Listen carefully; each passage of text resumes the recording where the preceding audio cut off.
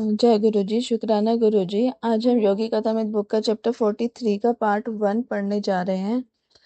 श्री युक्तेश्वर जी का पुनर्स्थान, पार्ट 1। जय गुरु जी, शुक्राना गुरु जी। भगवान श्री कृष्ण मुंबई में रिजेंट होटल के अपने कमरे में मैं बैठा था कि चमचमाते जाज्वल्यमान प्रकाश में भगवान का दिव्य रूप मेरे सामने प्रकट हुआ। मैं तीसरी मंजिल के उस कमरे की ऊंची खुली खिड़की से बाहर देख रहा था, तब अचानक सामने वाली ऊंची इमारत की छत के ऊपर यह अवर्णनीय दृश्य मेरी दृष्टि के सामने प्रकट हो गया। भगवान श्री कृष्ण मेरी ओर देखकर मुस्कुरा रहे थे और सिर हिला रहे थे, हाथ भी हिला रहे थे। जब मैं उनके संदेश को समझ नहीं पाया तो आशीर्वाद देने की मुद्रा में हाथ उठाकर वे अंतर्ध्यान हो गए। मन एक अद्भुत आनंद से भर उठा और मुझे ऐसा लगा कि कोई आध्यात्मिक घटना घटने वाली है। पश्चिम की ओर मेरी यात्रा कुछ समय के लिए रद्द हो गई थी। कोलकाता और पुरी वापस जाने से के पहले मुंबई में मेरे कई व्याख्यानों का आयोजन किया गया था। भगवान श्री कृष्ण के दर्शन के एक सप्ताह बाद 11 जून 1931 को दोपहर में 3 बजे मुंबई में होटल के अपने कमरे में मैं अपने पलंग पर बैठा ध्यान कर रहा था कि अचानक कमरे में एक दिव्य प्रकाश के फैलने से मेरा ध्यान टूट गया। मेरे खुले और विस्मय विस्फारित नेत्रों के सामने संपूर्ण कमरा एक अद्भुत विश्व में बदल गया। सूर्य प्रकाश एक स्वर्गीय तेज में बदल गया। रक्त मांस के शरीर में श्री युक्तेश्वर जी को अपने सामने खड़े देखकर आनंदित आनंदाती रेख की लहरों पर लहरें मुझ पर छाने लगी। बेटा, गुरुदेव ने अत्यंत स्नेहसिक्त कोमल स्वर में कहा। उनके चेहरे पर देवताओं को भी मोहित करने वाली ऐसी सुंदर मुस्कान खेल रही थी। उस समय जीवन में पहली बार मैंने उनका चरण स्पर्श नहीं किया, बल्कि उन्हें अपनी बाहों में भर लेने के लिए आतुर होकर आगे बढ़ा। वह अपूर्व क्षण, परम आनंद की उस बरसती वर्षा की तुलना में गत कुछ महीनों में जो व्यथा वेदना मैंने सही थी, वह कुछ भी नहीं थी। मेरे प्रभु, मेरे गुरुदेव, मेरे प्रियतम, आप मुझे छोड़कर क्यों चले गए? आनंदित रेख के कारण मैं असमंद बोलने लग गया था। आपने मुझे कुंभ मेले में जाने ही क्यों दिया? आपको छोड़कर जाने के लिए मैंने अपने आप को कितना कोसा है। जहाँ मुझे बाबा जी का प्रथम दर्शन हुआ था, उस तीर्थ स्थल का दर्शन करने की तुम्हारी आशा भरी खुशियों पर मैं पानी नहीं फेरना चाहता था। मैं तो थोड़ी देर के लिए ही तुम्हें छोड़कर गया था। क्या अब फिर से तुम्हारे पास नहीं आ गया हूँ? पर क्या यह आप ही हैं गुरुदेव? ईश्वर के वही सिंह। अभी आपने जो शरीर धारण किया है, वह क्या बिल्कुल उसी शरीर के समान है जिसे मैंने पुरी के निर्देव बालू में समाधिस्थ कर दिया था? हाँ बेटा, मैं बिल्कुल वही हूँ। यह रक्त मांस का शरीर है। मेरी दृष्टि में यह शरीर केवल आकाश तत्व का है, परंतु तुम्हारी दृष्टि के लिए यह जड़ देह है। मैंने सृष्टि के परमाणुओं से एक पूर्णतः नए शरीर की सृष्टि की है, जो बिल्कुल उस स्वप्न सृष्टि के शरीर जैसा ही है जिसे तुमने अपनी स्वप्न सृष्टि की स्वप्न बालू में समाधि दे दी थी। वस्तुतः मेरा पुनर्स्थान हो चुका है, पृथ्वी पर नहीं, बल्कि एक सूक्ष्म लोक में। इस पृथ्वी के मानवों की तुलना में उस लोक में वास करने वाले लोग मेरे उच्च आदर्शों के अधिक अनुरूप हैं। तुम और तुम्हारे उन्नत प्रियजन भी किसी दिन उस लोक में मेरे पास आ जाओगे। मृत्युंजय गुरुदेव, मुझे और अधिक बताइए। गुरुदेव आनंद के साथ थोड़ा सा हंसते हुए बोले, प्रिय वत्स, क्या तुम अपनी पकड़ थोड़ी ढीली नहीं कर सकते? केवल थोड़ी ढीली? मैंने उन्हें अपने बाहुपुष्प में ऐसे कसकर पकड़ रखा था मानो नागपाश में जकड़ लिया हो। मुझे वही नैसर्गिक हल्की सी सुगंध आ रही थी जो पहले उनके शरीर से निकला करती थी। जब कभी उन महान क्षणों की मुझे याद आती है तो अब भी अपने हाथों के अंदरूनी हिस्सों में और हथेलियों में उनके दिव्य शरीर के उस रोमांचकारी स्पर्श को मैं अनुभव करता हूँ। श्री युक्तेश्वर जी ने बताया, जिस प्रकार कर्मों से मुक्ति पाने में मनुष्यों की सहायता करने के लिए संतों और सद्गुरुओं को इस संसार में भेजा जाता है, उसी प्रकार ईश्वर ने एक सूक्ष्म लोक में वहां रहने वाले लोगों की मुक्त होने में सहायता करने का आदेश मुझे दिया है। उस लोक को हिरण्य लोक कहते हैं। वहां मैं उन्नत आत्माओं की सूक्ष्म जगत के कर्मों से मुक्ति पाने में और इस प्रकार सूक्ष्म जगत में बार बार पुनर्जन्म से मुक्त होने में सहायता करता हूँ। हिरण्य लोक के अधिकतर निवासी आध्यात्मिक दृष्टि से अत्यंत उन्नत हैं।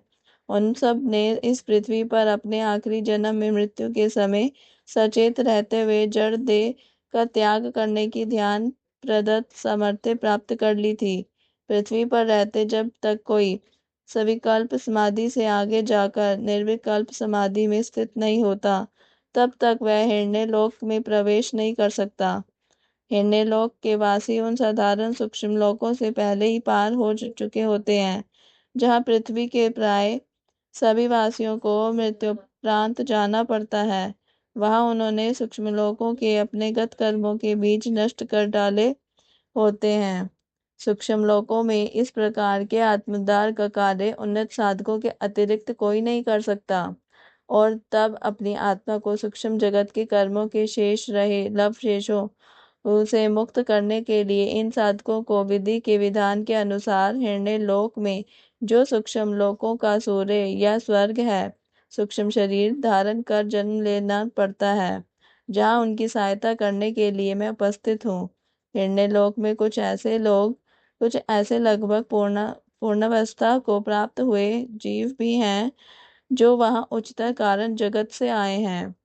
मेरा मन अब गुरुदेव के मन के साथ इस प्रकार पूर्ण स्वरूप हो चुका था कि वे अपने शब्द चित्रों को कुछ हद तक शब्दों के द्वारा और शेष विचार संरक्षण के द्वारा मेरे मन में पहुंचा रहे थे।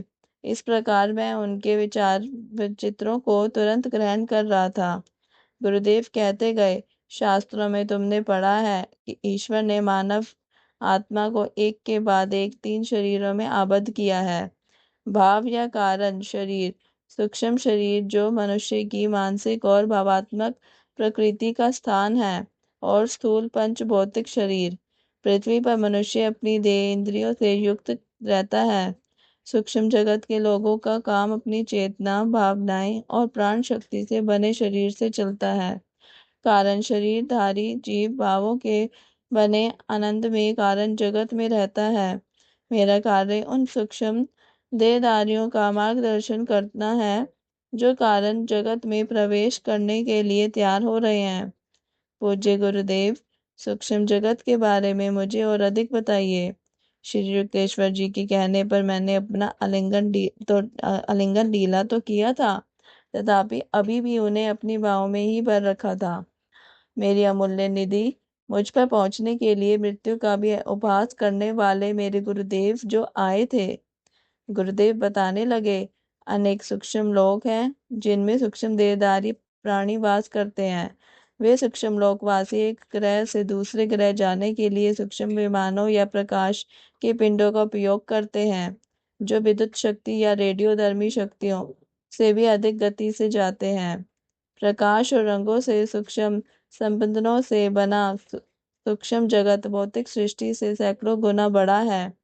संपूर्ण भौतिक सृष्टि सूक्ष्म जगत के विशाल तेजों में गुब्बारे के नीचे एक छोटी सी ठोस टोकरी के समान लटकी हुई है। जिस तरह अंतरिक्ष में अनेक सूर्य और तारे भ्रमण कर रहे हैं, उसी तरह सूक्ष्म जगत में भी अनेक सूक्ष्म और मंडल और सूक्ष्म नक्षत्र मंडल हैं। वहाँ के ग्रहों के भी सूक्ष्म सूर्य और सूक्ष्म चंद्र हैं, जो भौतिक सृष्टि के सूर्य चंद्रों से कहीं अधिक सुंदर हैं। सूक्ष्म जगत के ये सूर्य चंद्र ध्रुवीय प्रकाश के समान दिखते हैं। सूर्य का तेज चंद्र के तेज से अधिक दीप्तिमान होता है। वहाँ के दिन और रात पृथ्वी के दिन और रात से अधिक लंबे होते हैं। सूक्ष्म जगत असीम सुंदर, स्वच्छ, शुद्ध और सुव्यवस्थित है। वहाँ कोई निर्जीव ग्रह या बंजर भूमि नहीं है। खरपतवार बैक्टीरिया, कीड़े मकोड़े, सांप आदि पृथ्वी के अभिशाप वहाँ नहीं है। सूक्ष्म जगत में पृथ्वी की भांति परिवर्तनशील और अनिश्चित जलवायु और ऋतु नहीं है। वहाँ सदैव चिर वसंतु की समशीतोष्ण जलवायु रहती है और यदा कदा ज्योति में हिमपात होता है तथा बहुरंगे प्रकाश की बारिश होती है। सूक्ष्म जगत के ग्रहों पर स्फटिकजल की झीलें, उज्ज्वल समुद्र तथा इंद्रधनुषी नदियां बहुतायत में हैं। सूक्ष्म जगत के सूक्ष्मतर स्वर्ग हिरण्यलोक में तो नहीं, परंतु साधारण सूक्ष्म जगत के करोड़ों जीव रहते हैं, तो जो कम अधिक नए नए ही पृथ्वी से वहां आए होते हैं। इनके अतिरिक्त वहां असंख्य परियां, मत्स्य कन्याएं, मछलियां, पशु, बौने, भूत प्रेत और उपदेवता भी रहते हैं। ये सब अपने अपने कर्मों के गुणवत्ता स्तर के अनुसार सूक्ष्म जगत के विभिन्न ग्रहों पर रहते हैं। अच्छी और बुरी आत्माओं के लिए विभिन्न देवी प्रसाद या स्पंदनात्मक क्षेत्रों की व्यवस्था है। अच्छी आत्माएं मुक्त रूप से संचार कर सकती हैं, परंतु बुरी आत्माएं सीमित क्षेत्र में ही संचार कर सकती हैं। जिस प्रकार इस पृथ्वी की भूमि पर मानव रहते हैं, मिट्टी के अंदर कृमि रहते हैं, पानी में मछलियां रहती हैं और हवा में पक्षी रहते हैं, उसी प्रकार सूक्ष्म जगत के विभिन्न श्रेणियों के जीव अपनी अपनी योग्यता के अनुसार विभिन्न प्रकार के स्पंदनात्मक क्षेत्रों में वास करते हैं। विभिन्न सूक्ष्म लोकों से निष्कासित होकर आए हुए पतित देवताओं के बीच संघर्ष और युद्ध होता है, जिसमें वे प्राणों के बम या मानसिक मंत्र शक्ति की स्पंदनात्मक किरणों का प्रयोग करते हैं। ये जीवहीन सूक्ष्म जगत के अंधकारच्छिन्न लोकों में रहते हैं और वहां अपने बुरे कर्मों का फल भोगते हैं। सूक्ष्म जगत के इस अंधकार में कारागार के ऊपर के विस्तृत लोकों में ये सब कुछ तेजोमय और सुंदर है। सूक्ष्म जगत ईश्वर की इच्छा तथा पूर्णता प्राप्ति की योजना के साथ पृथ्वी की अपेक्षा अधिक तालमेल रखता है। सूक्ष्म जगत की प्रत्येक वस्तु मुख्यतः ईश्वर की इच्छा और अंशतः सूक्ष्म जगत वासियों की इच्छा के आह्वान से प्रकट होती है। ईश्वर ने पहले ही जो कुछ भी बना रखा है, उसके आकार या रूप को निखारने की शक्ति उनमें है। ईश्वर ने अपनी सूक्ष्म जगतवासी संतानों को अपनी इच्छानुसार सूक्ष्म जगत में फेरबदल करने या सुधार करने की स्वतंत्रता और अधिकार दे रखा है, परंतु पर किसी ठोस पदार्थ के द्रव पदार्थ में या किसी दूसरे रूप में केवल प्राकृतिक या रासायनिक प्रकृति प्रक्रियाओं के द्वारा ही परिवर्तित किया जा सकता है, परंतु सूक्ष्म जगत के धन पदार्थ वहाँ के वासियों की इच्छा मात्र से द्रव पदार्थों, वायु या ऊर्जा में तत्क्षण रूपांतरित हो जाते हैं। जय गुरु जी, शुक्राना गुरु जी। इसी के साथ इस चैप्टर का पार्ट 1 समाप्त होता है।